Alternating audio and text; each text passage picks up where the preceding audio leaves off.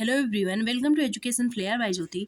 आज के इस वीडियो में हम ईवीएस के कुछ इंपॉर्टेंट टॉपिक को करेंगे, क्योंकि टॉपिक वाइज में भी मैं ईवीएस करा रखी हूँ एनसीईआरटी का एक एक पॉइंट। तो इसमें जो जो पॉइंट छूट रहा है हम एग्ज़ाम तक पूरा कवर कर लेंगे। चलिए यहाँ पे देखते हैं हम। ये जो टॉपिक है हुलगुंडी गाँव, यहाँ से अक्सर क्वेश्चन ईवीएस में बन जाता है, क्योंकि कॉन्सेप्ट वाली चीज़ों को भी करना बहुत ज़रूरी है अगर एग्ज़ाम को पास करना है। साथ में प्रीवियस ईयर के क्वेश्चन भी मैं करा रही हूँ, उसको देखना बिल्कुल मत भूलिएगा, क्योंकि यहाँ से आपका कॉन्सेप्ट बिल्ड होगा और ये प्रीवियस ईयर वाले सेशन से आपका रिवीजन होता रहेगा। अगर इतना कर लेते हैं तो 25 नंबर लाने से कोई नहीं रोक पाएगा। चलिए यहाँ पे स्टार्ट करते हैं। कर्नाटक का एक गांव है जो एनसीईआरटी में दिया गया है, हुलगुंडी गांव। यहाँ पर ये हुआ कि कर्नाटक में बरसात न होने की वजह से कुएं क्या हुए, सूख गए, जिससे वहाँ पर पानी के लिए परेशानी होने लगी। ऑब्वियस सी बात है, बारिश नहीं होगी, कुएं सूखेंगे, पानी के लिए परेशानी होगी ही। फिर भीमा संघ कम उम्र के बच्चों का एक ग्रुप था। इन्होंने सोचा, वहाँ पे पहाड़ी पर एक टंकी रखी हुई थी, तो इन्होंने सोचा क्यों ना वहाँ जाके हम देखते हैं कि क्या पता उसमें कुछ पानी मिल जाए, क्योंकि गांव वाले पानी के बिना परेशान थे। तो जब उस टंकी के पास गए तो ये देखे उसमें इतनी ढेर सारी पत्तियाँ वगैरह पड़ी हुई थी, कूड़े करकट, कि ये वो जो टंकी था उसी से भरा हुआ था। तो फिर क्या किए, भीमा संघ के जो बच्चे थे वो उस टंकी को साफ किए। नेक्स्ट टाइम जब बारिश हुई तो फिर से उस टंकी में पानी भर गया, क्योंकि वो पहाड़ी के ऊपर था, सबसे पहाड़ी पे बारिश ज़्यादा होती है। तो फिर से ये गांव हुलगुंडी गांव जो है ये हरा भरा हो गया। यही कहानी है यहाँ पे। अब आगे पढ़ते हैं। फिर भीमा संघ कम उम्र के बच्चों ने पहाड़ी के ऊपर एक टंकी थी जिसकी साफ सफाई की, ताकि फिर से जब वर्षा हो उसमें पानी भर सके, और मेहनत ने रंग लाई। फिर से बारिश हुई और पानी भरा। फिर से कर्नाटक का यह गांव हरा भरा हो गया और कर्नाटक में पानी की जो कमी थी वो दूर हो गई। अब देखिए ये क्वेश्चन, इससे क्वेश्चन प्रीवियस ईयर में पूछा गया है, रेगिस्तानी ओक के बारे में कौन सा कथन सत्य नहीं है। तो जो रेगिस्तानी ओक है ये मतलब कौन सा कथन इसके बारे में सत्य नहीं है। अब चलिए रेगिस्तानी ओक के बारे में पहले पढ़ते हैं, फिर आंसर को देंगे। रेगिस्तानी ओक क्या होता है? ये ऑस्ट्रेलिया में पाए जाने वाला एक पेड़ है। इसमें पत्तियां कम होती हैं और इसकी हाइट कितनी होती है? 12 फीट की ऊंचाई तक होती है ये। इसमें पत्तियां भी कम होती हैं और पाया कहाँ पे जाता है? ऑस्ट्रेलिया में पाया जाता है। और इसकी जड़ें ज़मीन में पानी मिलने तक गहराई में जाती हैं, क्योंकि ऑस्ट्रेलिया में ज़्यादातर रेगिस्तान है। ये रेगिस्तान वाले इलाके में पाए जाने वाला पेड़ है रेगिस्तानी ओक। और रेगिस्तान में जो पौधे होते हैं, आपको पता होगा, इनके रूट बहुत नीचे तक जाते हैं ताकि इनको पानी मिल जाए। तो यही है इसकी भी खासियत। पानी पेड़ के तने में जमा होता रहता है। जब इस इलाके में पानी नहीं रहता, यहाँ पे इसके तने में, इसका जो तना होता है, स्टेम होता है, यहाँ पे पानी भरा होता है। जब इस इलाके में रेगिस्तान है ही, वहाँ पानी नहीं होता, तो लोग इसके तने के अंदर से पतला पाइप ऐसे लगा लेंगे और पानी को क्या करते हैं? पी लेते हैं। पानी को निकाल लेते हैं, फिर पीते हैं। ये हुआ रेगिस्तानी ओक। अब देखते हैं क्वेश्चन को। ये क्या है? ये भारत में पाया जाता है? नहीं, ये भारत में नहीं पाया जाता। भारत में जो रेगिस्तानी वृक्ष पाया जाता है वो है खेजड़ी, राजस्थान में। इसकी भी यही खासियत है। इसमें इसकी ऊंचाई 12 फीट तक होती है। यही आंसर सही हो जाएगा, क्योंकि ये भारत में नहीं पाया जाता। ऊंचाई 12 फीट तक होती है, पत्तियां कम होते हैं, जड़ें गहराई में जाती हैं। ये सारे ऑप्शन सही हैं। अब बरगद का पेड़, इससे भी क्वेश्चन बन सकता है, क्योंकि पेड़ पौधों से क्वेश्चन उसमें बनता है ईवीएस में। तो थोड़ा सा छोटा कर लेती हूँ। तो जो बरगद का पेड़ है, बरगद के पेड़ की जो लटकनें होती हैं, आप देखे होंगे, मान लीजिए ये बरगद का पेड़ है, इससे इससे लटकता रहता है, फिर यही जाके बाद में जड़ बन जाता, रूट बन जाता है। तो ये इसकी लटकनें जो होती हैं वो जड़ें होती हैं, वे टहनियों से निकलती हैं और बढ़ते बढ़ते ज़मीन के अंदर चली जाती हैं, फिर वही रूट बन जाती हैं, जड़ बन जाती हैं, और मजबूत खंभों की तरह पेड़ को सहारा देती हैं। अब लटकनों से ये पूछा जा सकता है कि जो बरगद के पेड़ की लटकनें होती हैं उनका क्या काम होता है। ये पेड़ को सहारा देती हैं। दूसरे पेड़ों की तरह जमीन के अंदर भी बरगद की जड़ें होती हैं, ऐसा नहीं है कि बाहर ही होती हैं सारी जड़ें। नेक्स्ट है घास के पौधे। जो घास के पौधे होते हैं, इनकी खासियत क्या है? इनकी जड़ें मजबूत होती हैं। आप देखे होंगे घास उखाड़ते टाइम उखड़ता नहीं है वो, और ज़मीन की गहराई तक जाती हैं। अब जड़ क्या है, तना क्या है, फूल क्या है, ये देख लीजिए। फल मतलब जड़ों में आता है आपका मूली, गाजर, स्वीट पोटैटो, और ये आपका सलजम, चुकंदर। ये सारी जड़ें हैं, क्योंकि इससे भी क्वेश्चन बना हुआ है प्रीवियस ईयर में कि जड़ है, निम्नलिखित में से जड़ है। तो मूली है, गाजर है। आप देखे होंगे जैसे मूली मान लीजिए है, ऐसे होता है। इसमें आप देखे होंगे कि ऐसे कुछ रेसे सा नहीं निकला होता है नीचे, मतलब कि जब, और यहीं पे वो गार्लिक देखिए, आप देखिए यहाँ पे ऐसे होता है और यहाँ पे क्या होता है, ऐसे ऐसे निकला होता है लहसुन में, तो ये जड़ है इसका। लेकिन जो खाने वाला है तो ये क्या हो जाएगा, ये जड़ हो जाएगा। तो ये क्या हो जाएगा, ये जो खाने वाला पोर्शन है ये तना हो जाएगा। तो ये लहसुन की कहानी है। लेकिन जो मूली होता है उसमें ऐसे रेशे सा नीचे नहीं निकला होता, मतलब कि मूली का जो फल होता है वो खुद ही क्या होता है, एक जड़ होता है, खाने वाला जो पोर्शन होता है।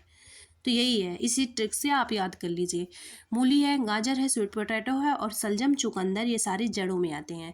तना में देखिए क्या क्या है, अदरक है, स्वीट पोटैटो जिसे गंजी बोला जाता है वो तो जड़ है, लेकिन आलू क्या है, आलू तना है, और प्याज भी तना है, लहसुन भी तना है, अदरक भी तना है। अब बोरा क्या है, ये क्वेश्चन प्रीवियस ईयर में पूछा गया है। बोरा है, जो बोरा होता है ये असम में खाए जाने वाली चावलों की एक किस्म है, या फिर केरल की सब्जी है, या फिर जम्मू कश्मीर का एक महत्वपूर्ण खाद्य पदार्थ है, या फिर राजस्थान के चावल है। तो ऑप्शन नंबर फर्स्ट वाला सही हो जाएगा। जो असम वाला एरिया है वहाँ पे बोरा एक किस्म होती है चावल की, जिसको पकाने के बाद चिपचिपी सी हो जाती है, महक आती है। तो ये वहाँ पर खाए जाने वाली चावलों की एक किस्म है, बहुत फेमस है, एनसीईआरटी में दिया हुआ है। साथ में अगर बांस के घर पूछा जाए तो कहाँ पे, असम में बनता है, और राजस्थान में मिट्टी के घर के लिए फेमस है। और अगर आप चले जाएंगे यहाँ पे जम्मू कश्मीर में, तो यहाँ पे जो घर बनते हैं वो पत्थरों के बनेंगे, साथ में लकड़ियों के बनते हैं, उनकी जो छतें होती है, ढालू होती है, लकड़ियों की होती हैं। और केरल किसके लिए फेमस है, ये मसाला के लिए फेमस है, ना कि सब्जी के लिए। टैपियोका भी, करीम जो टैपियोका होता है ये कहाँ पे खाया जाता है, केरल में, नारियल के तेल में मछली, केरल में। फिर है बिहू। बिहू एक त्यौहार है जो कि माघ बिहू 14 और 15 जनवरी को असमिया कैलेंडर के 10वें माघ महीने की प्रथमा और द्वितीय तिथि को मनाया जाता है। ये तिथि देख लीजिएगा, 14 और जो है किस जनवरी को, 15 जनवरी को। और असमिया कैलेंडर में ये आता है 10वां महीना का प्रथमा एवं द्वितीय तिथि। माघ बिहू में मनाया जाता है बिहू त्यौहार। इसमें क्या होता है, इसकी जो इस त्यौहार का जो फर्स्ट डे होता है उसे उरुका बोला जाता है। इस दिन, जैसे हमारे यहाँ दीपावली में हम जब छोटे थे छोटा छोटा घर बनाते थे, तो यहाँ पे भी ऐसे अस्थायी छप्पर बनाया जाता है। इसके बाद क्या होता है, जिसे भेला घर कहा जाता है, इनका जो अस्थायी छप्पर होता है वो भेला घर कहलाता है। सामूहिक भोज का आयोजन होता है, हमारे जैसे रामायण वगैरह में होता है। तो फिर बोरा असम में खाए जाने वाले चावलों की एक किस्म है जो पकने के बाद चिपचिपी हो जाती है। बिहू नृत्य भी होता है यहाँ पे, ट्रेडिशनल जो इनका ड्रेस है वो भी पहनते हैं, रंग बिरंगे कपड़े पहनते हैं, ढोल नगाड़े भी बजते हैं। ये हो गया बिहू, असम का त्यौहार। अब है लंगर। लंगर कहाँ पे खिलाया जाता है, पंजाब वाले एरिया में, जहाँ पे पंजाबी रहते हैं। गुरुद्वारे में एक साथ मिलकर खाना पकाने और खाने को क्या कहा जाता है, लंगर कहा जाता है। ये लोग एक साथ पकाते भी हैं, खाते भी हैं। यहाँ पे देखिए लंगर चल रहा है। हमारे यहाँ भंडारा बोला जाता है, इनके यहाँ लंगर बोला जाता है। पोचमपल्ली। पोचमपल्ली क्या है, पोचमपल्ली तेलंगाना का एक कस्बा है जो जिसमें ज़्यादातर जो परिवार हैं वो बुनकर हैं, क्योंकि बुनाई को यहाँ पे, इसीलिए यहाँ पे बुनाई को क्या कहा जाता है, पोचमपल्ली कहा जाता है। यहाँ पे जो कारीगर होते हैं वो चमकदार रंगों की बहुत ही सुंदर साड़ियाँ बनाते हैं पोचमपल्ली की। और इस कला से इलाके का नाम पूरे देश भर में मशहूर है। यहाँ आंध्र प्रदेश और तेलंगाना राज्य में मशहूर है पोचमपल्ली की साड़ियाँ। ये देखिए पोचमपल्ली की साड़ियाँ पूरे देश भर में मशहूर है ये। और क्या क्या फेमस है, कश्मीर की कढ़ाई, असम की सिल्क, मधुबनी पेंटिंग, बिहार का कल्लू की साल। ये देखिए ये क्या बोला जाता है, मलयालम में अगर पिता का छोटा भाई जो होता है, चिटप्पन उसे बोला जाता है मलयालम भाषा में। और चाचा को चिटप्पन अर्थात मतलब कि चाचा को क्या बोला जाता है, चिटप्पन बोला जाता है। कुंजम्मा कौन होता है, पिता के छोटे भाई की पत्नी अर्थात चाची को कुंजम्मा और चाचा को चिटप्पन बोला जाता है। केरल के मशहूर कुछ पेड़ हैं जिनको याद कर लीजिएगा। एक तो नारियल है, केले हैं, नारियल केला नहीं, नारियल ज़्यादा इम्पॉर्टेंट है यहाँ पे। और सुपारी, पपीते, केले, कटहल ये उतना इम्पोर्टेंट नहीं है। साथ में मसाले के लिए भी फेमस है। आबू धाबी में पाए जाने वाला पेड़, जो आबू धाबी में पाया जाता है, आबू धाबी क्योंकि रेगिस्तान वाला एरिया है तो खजूर पाया जाता है यहाँ पे। कहाँ पर मसाले को कूटने के लिए कुट्टन रखा जाता है, तो केरल में। केरल वाले में मैं बोली थी कि जैसे हमारे यहाँ आंगन में लोग फूल लगाते हैं ना, वैसे केरल में लोग आंगन में लौंग का पेड़ लगाते हैं या फिर तेज पत्ते का पेड़ लगाते हैं, मतलब कि मसाला इनके यहाँ ज़्यादा होता है। इलायची का पेड़ लगाएंगे। फिर है केरल में मसाले का उत्पादन ज़्यादा होता है, इसलिए वहाँ पर कुट्टन रखा जाता है। वहाँ पर आंगन में मसाले का बगीचा होता है जिसमें इलायची, बड़ी इलायची, काली मिर्च, लौंग ये सब रखते हैं। और लौंग में देखिए क्या है, ये खेल के आकार का होता है। फिर क्या होता है, ये तेज खुशबू आती है यहाँ पे, और दांत दर्द में उपयोग किया जाता है। कभी कभी जैसे कई चीज़ दे दिया गया, इलायची, लौंग ऐसे दे दिया जाता है, मिलान करने के लिए बोला जाता है। इसका उपयोग मसाले में भी होता है। फिर देखिए यहाँ पे है, स्किटपो पुल से होते हुए बच्चे स्कूल जाते हैं। तो ये जो पुल है स्किटपो, ये कहाँ पर पाया जाता है? लद्दाख में पाया जाता है। इस बात को याद रखिएगा। लद्दाख में पोपलर के पेड़ के पास से झील को पार करने के लिए पोपलर का पेड़ लगा दिया जाता है। जैसे मान लीजिए ये झील है, तो यहाँ पे पॉपुलर का पेड़ रहेगा, इधर रहेगा, तो यहाँ पे रस्सियों से बांध देंगे, तो वहाँ पे क्या बन जाता है? स्किटपो पुल बन जाता है। तो यहाँ पे बच्चे लद्दाख में कैसे जाते हैं? स्किटपो पुल से जाते हैं। अब देखिए राज्यों के कुछ प्रमुख त्यौहार हैं जिनको देख लीजिए। पोंगल कहाँ पे मनाया जाता है? तमिलनाडु में। ओणम केरल में, ओ के याद कर लीजिएगा, ओ से ओणम, के से केरल में। बिहू कहाँ पे मनाया जाता है? फेमस ही है, असम में। और नबान्न जो है पश्चिम बंगाल में मनाया जाता है।